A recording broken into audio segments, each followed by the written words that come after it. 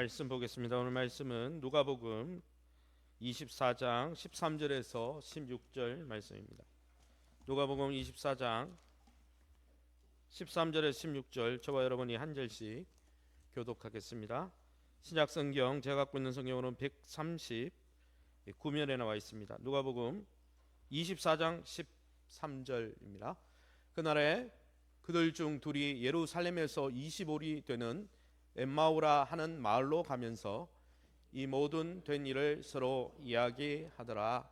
그들이 서로 이야기하며 문의할 때에 예수께서 가까이 이르러 그들과 동행하시나 그들의 눈이 가려져서 그인 줄 알아보지 못하거늘. 아멘. 오늘은 해조문은 엠마오라는 제목으로 말씀을 함께 나누길 원합니다. 옆 사람 한번 축복하면서 우리 이렇게 할까요? 옆에 계셔 주셔서 감사합니다.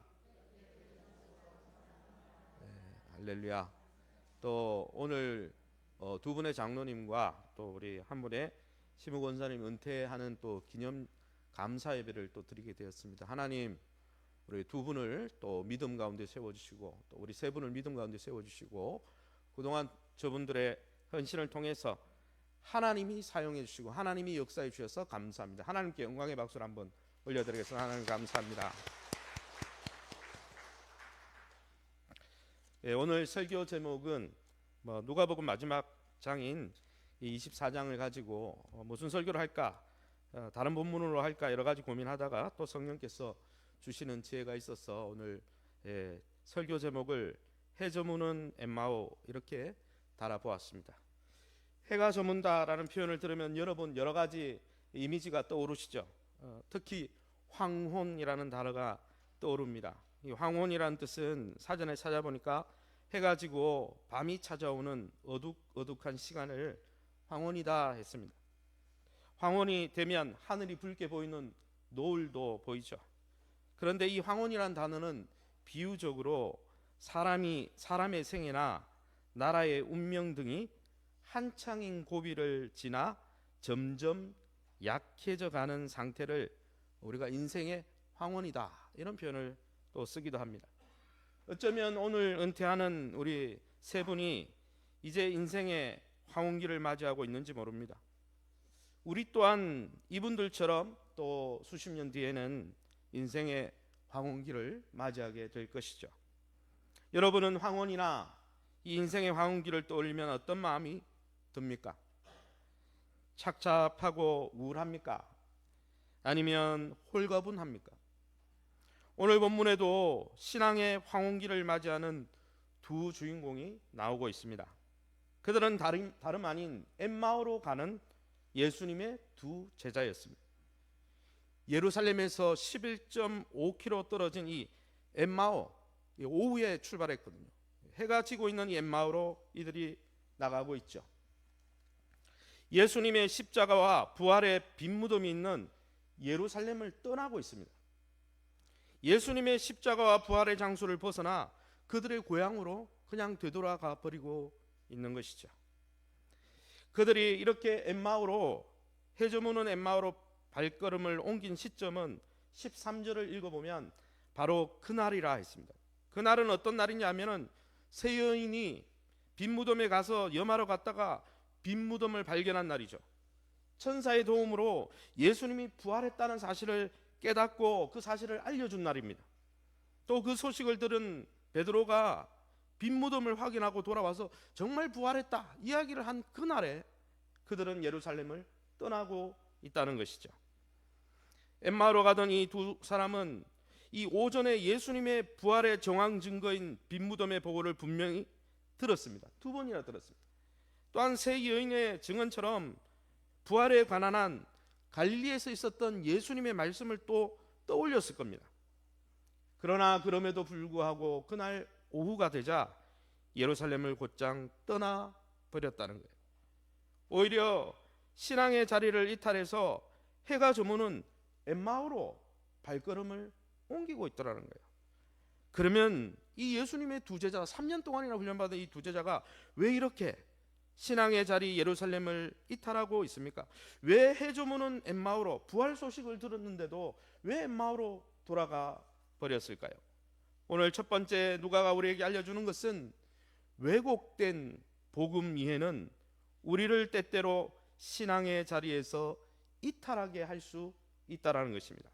우리 성경 누가복음 24장 17절 부분, 우리 밑줄 치 부분을 한번 읽어보겠습니다. 서로 주고받고 하는 이야기가 무엇이냐 하시니 두 사람이 슬픈 빛을 띠고 머물러 서더라. 당신이 예루살렘에 체류하면서도 요즘 거기서 된 일을 혼자만 알지 못하느냐. 나사렛 예수의 일이니 그는 하나님과 모든 백성 앞에서 말과 일에 능하신 선지자이거늘 우리 대제사장들과 관리들이 사형 판결에 넘겨주어 십자가에 못 박았느니라. 우리는 이 사람이 이스라엘을 속량할 자라고 바란노라. 아멘. 이 본문을 읽어보면 엠마오로 간 이유가 분명히 나오죠. 그들이 그토록 바랬던 예수님이 십자가 죽음 처형 때문에 실망한 나머지 이 제자들이 발걸음을 옮긴 것입니다. 그들의 심리를 잘 보여주는 단어가 슬픈 빛을 띠고라는 본문입니다. 이 17절에 나오죠. 두 사람이 슬픈 빛을 띠고, 이 슬픈 빛을 띠고 이 원문의 뜻은 침울하고 비참하고 우울해하다는 뜻입니다. 기분이 몹시 언짢고 불행하다는 뜻이에요. 제자들이 왜 기분이 몹시 언짢고 침울해 있을까요? 그들의 답변에 잘 나타나 있는데 그들은 예수라는 자신들의 스승을 능력 있는 선지자다, 무슨 일이든 할 수 있는 분이다, 이렇게 여겼습니다. 그리고 그 능력 있는 탁월한 능력으로 이스라엘을 로마로부터 구원해 줄, 정치적으로 독립을 시켜줄 뿐이다, 이렇게 생각했어요. 그래서 호산나 다윗의 자손이여, 예루살렘을 일생할 때만 해도 그 일이 이루어질 줄 알았죠. 그런데 어떻습니까? 예수님은 종교 지도자들의 손에 죽임을 당해서 그 이스라엘의 독립의 꿈이 날아가 버린 거예요. 그러기에 그들은 침울해하고 비통해하고 있었습니다. 왜냐하면 그들의 꿈과 계획이 다 사라져 버렸기 때문에. 그러기에 실패의 장소 예루살렘에 더 머무를 필요가 없었다는 것입니다. 그들의 기대와 계획 속에는 예수님의 십자가 죽음 없었습니다. 그들의 계획과 예상 속에는 예수님의 부활 같은 엉뚱한 소문은 아예 들어있지 않았습니다. 그들이 원한 것은 강력한 선지자였던 예수를 통해서 이스라엘이 독립하기를 원했기 때문에 거기에만 관심이 있었기에 십자가 부활 이런 따위의 그런 것은 소망이 없었다는 것이죠. 그래서 이 24장 21절 세번역 성경은 이렇게 잘 번역하고 있습니다. 우리는 그분이야말로 이스라엘을 구원하실 분이라는 것을 알고서 그분에게 소망을 걸고 있었던 것입니다. 그런데 자신들의 소망, 유대의 독립을 가져둘 예수님이 죽임을 당한 거예요. 그들의 계획과 예상에는 십자가 죽음도 없었고 부활이라는 엉뚱한 소식도 없었는데 자기들이 원한 것은 독립해서 국가의 권력을 가지는 것이었는데 완전히 틀어진 것이죠. 그러기에 그들은 염하러 갔던 새 여인들의 증언에 놀랄 뿐이었습니다. 성경 누가복음 24장 21절에 이렇게 말하고 있습니다. 이스라엘의 속량할 자라고 바랐노라. 이뿐 아니라 어떤 여자들이 우리로 놀라게 하였으니, 부활 소식을 전하는 그녀들의 이야기를 듣고 놀랬다는 거예요. 이 놀라다라는 원문의 뜻이 아주 리얼하게 나타나 있습니다. 원문에 무슨 뜻이냐면 목표가 변경되어서 혼비백산하다, 이런 뜻입니다.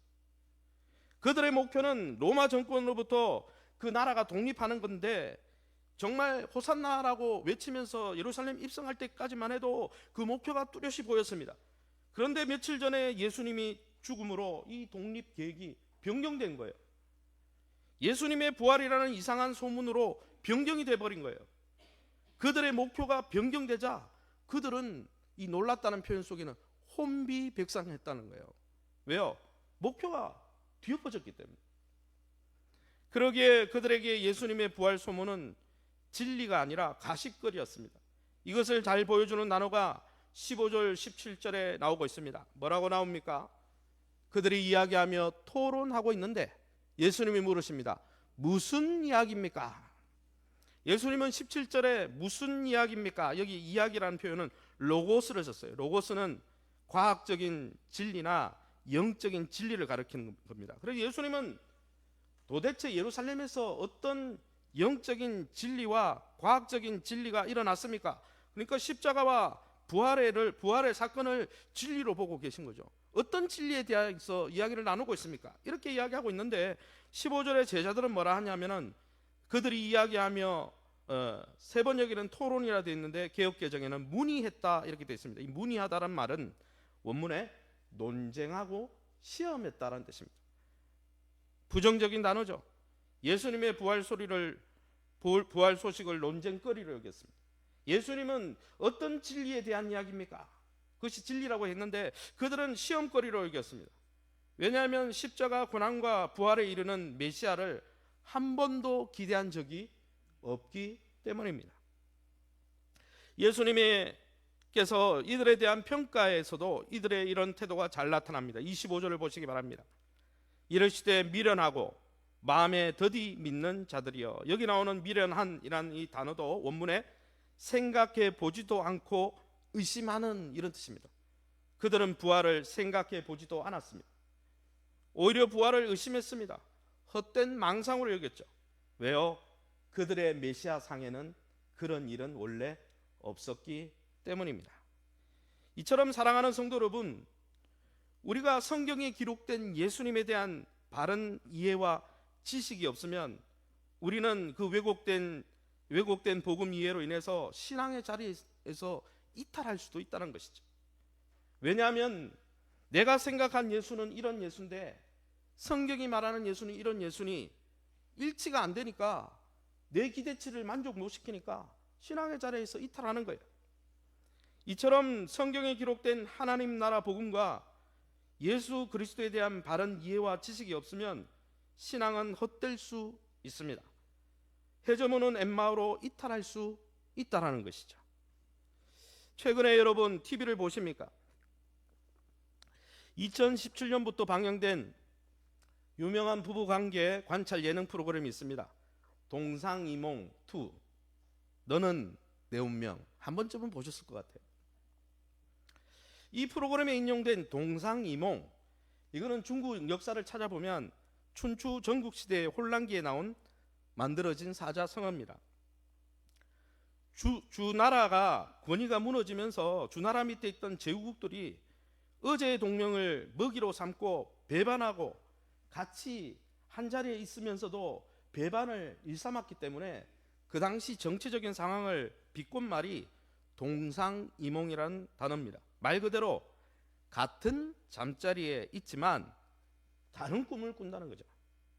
같은 생각을 하고 같은 곳에 있지만은 속으로는 다른 생각, 다른 행동을 하는 것을 동상이몽이라 합니다. 오늘 본문에도 엠마오로 가던 두 제자가 이 동상이몽에 빠져 있었습니다.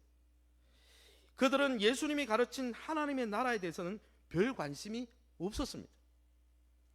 3년을 예수님과 함께 했지만 그들이 원한 나라는 하나님 나라가 아니었어요. 그들이 원한 것은 조국 유대 나라의 독립을 원하고 있었을 뿐입니다. 그러기에 하나님의 나라의 기초가 되는 예수님의 죽음이나 부활 사건 앞에서 당혹해하면서 그런 사실은 무관심한 것이죠. 사랑하는 성도 여러분, 제자들만 그럴까요? 우리도 신앙생활을 하면서 이렇게 영적인 동상이몽에 빠져 있을 수 있다는 것입니다. 무슨 말을 하고 싶으냐 하면 성경이 말하는 예수님이 아니라 내가 원하는 예수님을 따로 그려놓고 그 예수님을 쫓아갈 수 있다는 것이죠. 성경이 말하는 하나님의 나라가 아니라 내가 원하는 천국을 따로 그리고 그 천국을 쫓아갈 수도 있다는 것이죠. 어떤 이는 하나님을 믿고 신앙생활할 때 엠마오 제자들처럼 세상에서 권력 한 자리 잡아야 되겠다. 이 권력, 높은 자리를, 리더십을 쟁취해야 되겠다. 그렇게 신앙생활하는 분들이 있습니다. 그들은 신앙생활하는 이유가 권력을 주기 위함이죠. 어쩌면 정치를 하는 분들이 그럴 수도 있어요.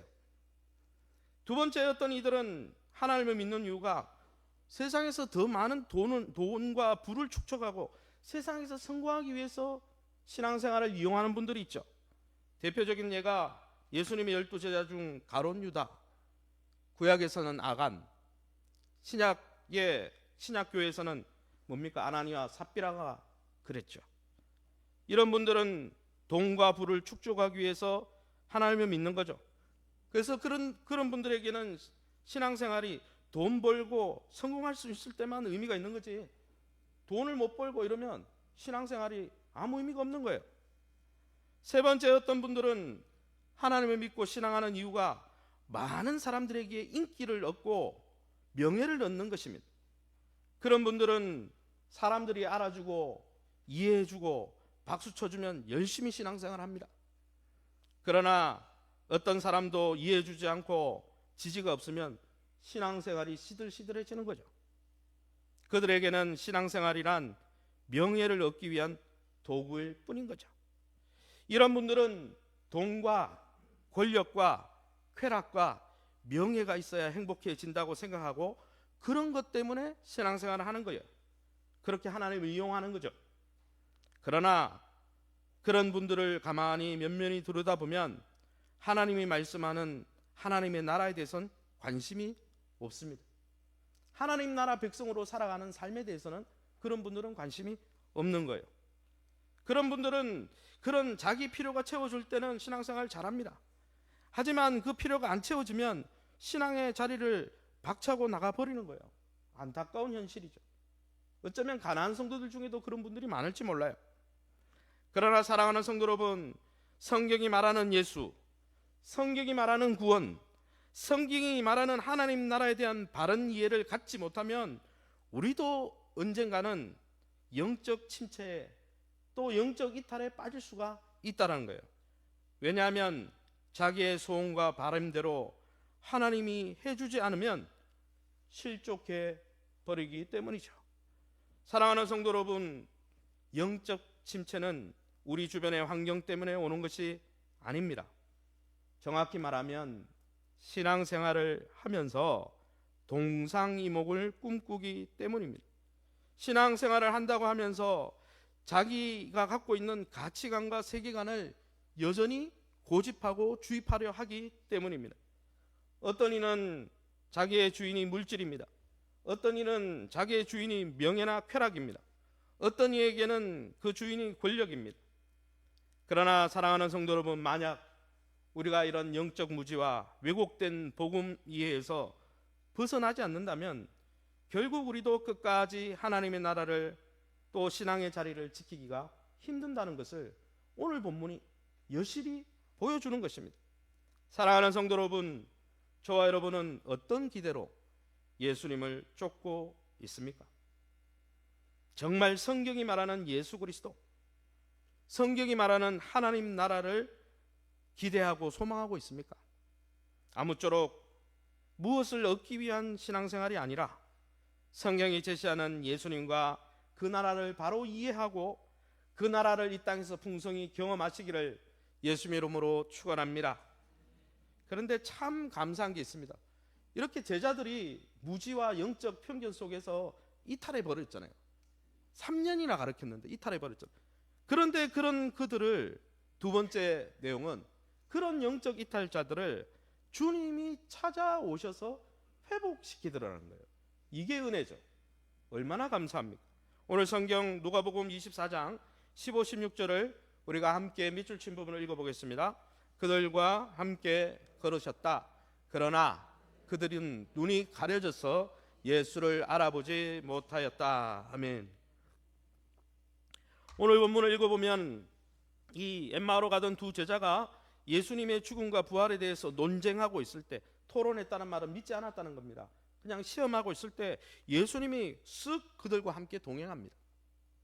이탈한 그들을 찾아오신 거죠. 그러나 오늘 본문을 읽어보면 그들은 부활하신 예수님을 인지하거나 인식하지 못했다 그랬어요. 그냥 지나가는 행인처럼 생각했다는 거죠. 왜 예수님을 알아보지 못했을까요? 3년이나 따라다녔는데. 그 이유를 누가는 눈이 가려졌기 때문이라고 분명히 오늘 성경에 설명하고 있습니다. 이 눈이 가려지다, 이 원문의 뜻이 무슨 뜻이냐? 그냥 수건 한 장으로 뭐 눈을 덮어놓다 이런 뜻이 아니고 이런 뜻입니다.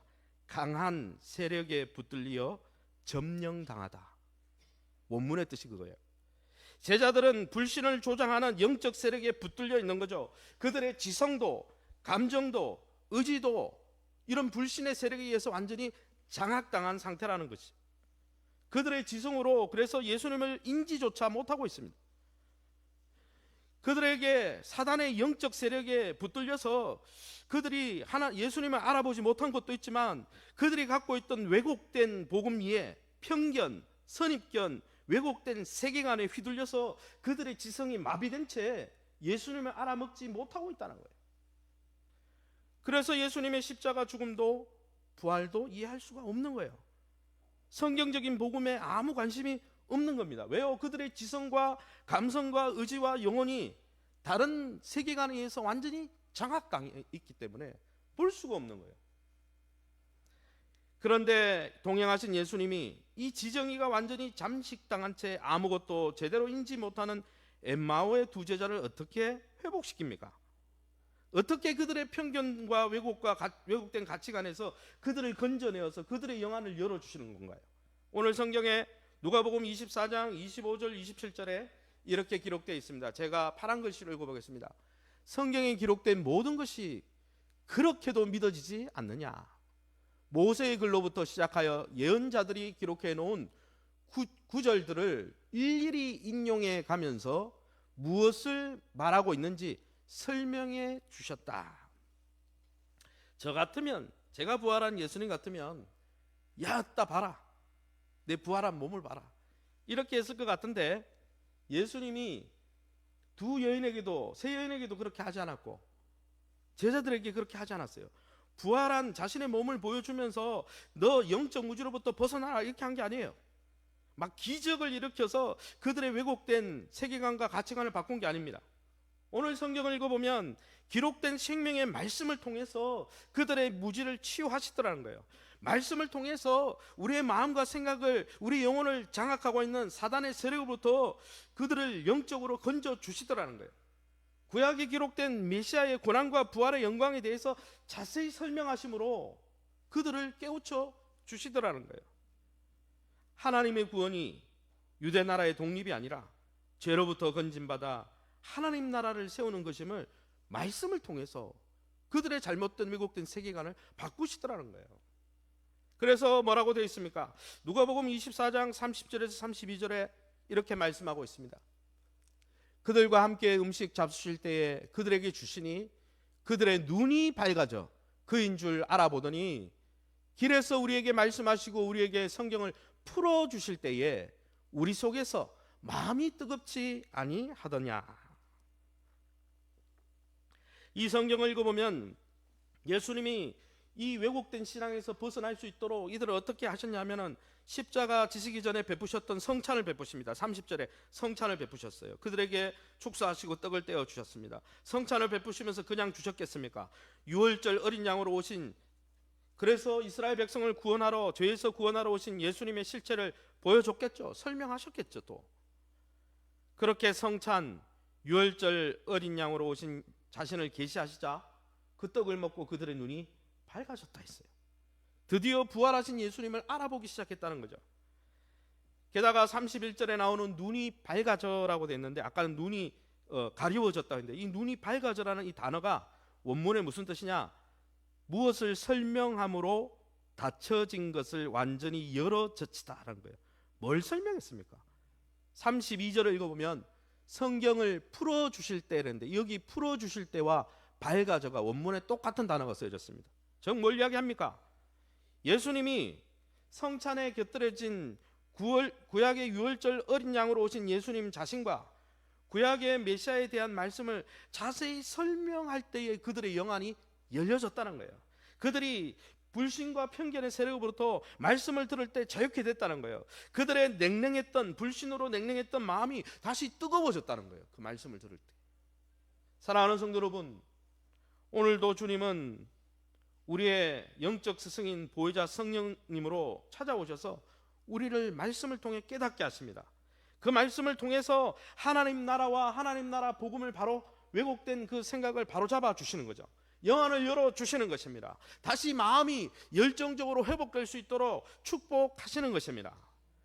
그러기 여러분, 우리가 매 순간 말씀 앞으로 나가야 될 이유가 여기에 있는 것입니다.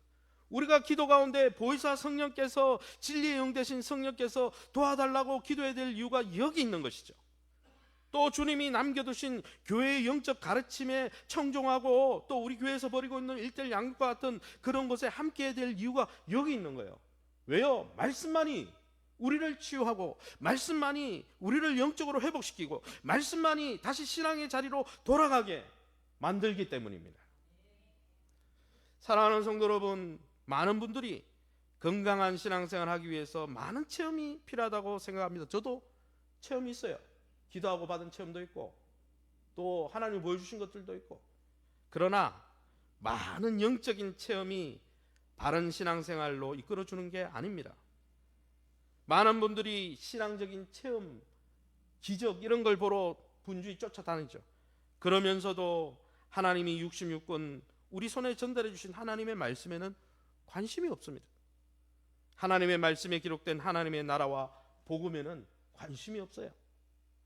그러나 여러분, 이적 체험으로는 우리 영혼 깊숙이 박혀있는 왜곡된 가치관과 세계관을 변화시킬 수 없어요. 기적 본다고 우리의 세계관이 바뀌는 게 아니에요. 삶이 바뀌는 게 아니에요. 오직 성령의 도우신 가운데 하나님의 말씀으로 우리의 삶이 조명될 때만이 우리의 삶이 변하는 것입니다. 우리의 삶이 회복되는 것입니다. 그래서 주님이 부활한 몸을 보여준 게 아니라 구약에 기록된 말씀으로 하나님 나라와 그의 십자가 복음을 설명해 주신 것이죠. 사랑하는 성도 여러분, 오늘도 우리를 찾아오셔서 그의 말씀을 깨닫게 하시고 그를 통해 영적인 회복을 주시는 주님 앞에 날마다 말씀 앞에 달려가시기를 예수님 이름으로 축원합니다. 더불어 주님이 그것을 도우라고 세우는 주님의 몸된 교회의 영적 지도와 가르침 가운데 거하면서 주님 주시는 은혜와 회복을 늘 경험하시기를 예수님 이름으로 축원합니다. 그럼 세 번째는 무엇입니까? 세 번째 누가가 우리에게 이야기해 주는 것은 우리 함께 큰 소리로 앞에 자막을 읽어보겠습니다. 시작. 복음의 바른 이해 가운데 그 나라를 누리고 선포해야 합니다. 성경 누가복음 24장 33절에서 35절 말씀을 읽어보겠습니다. 우리 같이 밑줄 친 부분을 읽겠습니다. 그들은 거기서 시간을 더 지체하지 않고 예루살렘으로 되돌아가 예수를 따르던 사람들이 있는 곳으로 갔다.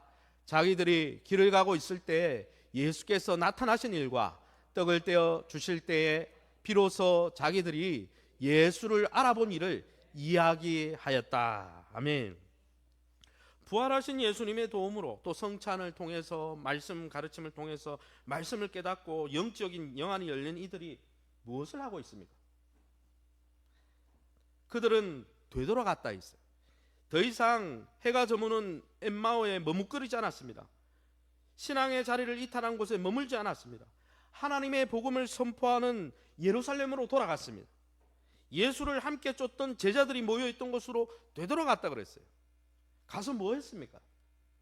자신이 누리고 경험한 하나님의 나라 복음을 증거했습니다. 베드로가 먼저 이야기한 것 같아요. 베드로에게 예수님이 먼저 나타나신 것 같아요. 베드로가 예수님, 부활하신 예수님 만날 때 그 이야기를 하니까 자신들도 엠마오로 가는 도중에 예수님의 가르침과 만남이 있었다고 부활을 간증하고 있습니다. 증인의 자리를 회복한 거죠. 사실 교회는 하늘 도성으로 순례길을 출발한 우리 필그림, 순례자들, 신자들이 그 믿음의 길을 끝까지 가도록 돕는 기관입니다. 성령님의 지도 아래 말씀 사역자들의 도움을 통해서 하나님 나라가 무엇인지, 그 복음을 어떻게 누려야 되는지, 그 하나님 나라 백성다운 삶을 어떻게 누려야 되는지 훈련하고 그들이 천국의 삶을 살 수 있도록 코칭해 주는 것이 교회입니다. 더불어 이 하나님 나라 복음을 제대로 경험하지 못한 분들을 위해서 복음을 증거하는 것이 교회이죠. 우리는 이 일을 위해서 각자 은사와 직분과 사명을 받은 것이죠. 비록 오늘 우리 세 분이 나이로 인해서 직분에서 물러나지만 아까 우리 목사님 이야기한 대로, 우리 김종민 목사님 이야기한 대로 졸업하는 게 아니에요. 우리가 받은 사명은 여전히 있는 것입니다. 나이 때문에 직분을 내려놓을 뿐인 거예요. 주님 앞에 서는 날까지 우리에게 주신 사명은 여전히 있는 것입니다. 오늘 은퇴 감사 예배는 그런 면에서 졸업식이 아닙니다. 신자로서의 졸업, 성도로서의 졸업, 증인의 삶으로서의 졸업이 아니라, 그래서 졸업하고 다시 세상으로 돌아가는 게 아니라 교회에 새로운 일꾼들을 세우고 그들을 위해서 기도해주고 중보해주는 섬기는 위치를 체인지하는 시간이에요. 여러분, 손흥민, 박지성 선수 알잖아요. 특별히 손흥민 선수는 지금 현역에 있으니까 박지성 선수가 나이가 들고 최전방 자리 멀티플레이 뭡니까? 미드필드에서 최전방 뛰다가 내려왔잖아요. 내려와서 뭐 합니까? 지금은 어린 선수들을 코칭하는 그런 코칭의 역할을 하죠.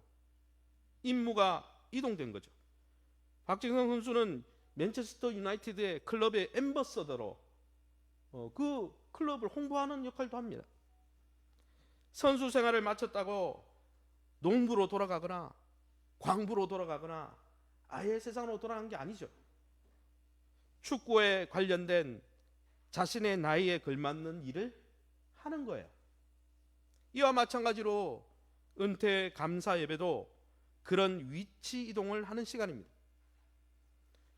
이제 교회와 하나님 나라를 완전히 졸업하고 세상으로 돌아가는 것이 아니라 우리가 영원히 상속받을 그의 나라와 그의 몸된 교회를 위해서 예전과는 좀 다른 위치에서 섬기는 것이죠. 좀 더 묵묵히 뒤에서 섬기고 후원하는 역할을 하는 것입니다. 마치 부활한 주님을 만났던 회복된 베드로, 회복된 엠마의 두 제자가 돌아가서 연약한 형제들의 믿음을 회복시켰던 것처럼 그런 역할을 하는 것이 이제 은퇴한 분들이 할 역할인 것이죠. 세 분도 그러한 역할에 부름을 받은 것입니다. 이미 은퇴하신 분들도 그런 역할에 부름을 받은 것이죠. 아무쪼록 그동안에 수고하였음은 하나님이 다 알고 계시고 말라기 3장에 나오듯이 주님의 기념책에 기록하신다고 했어요.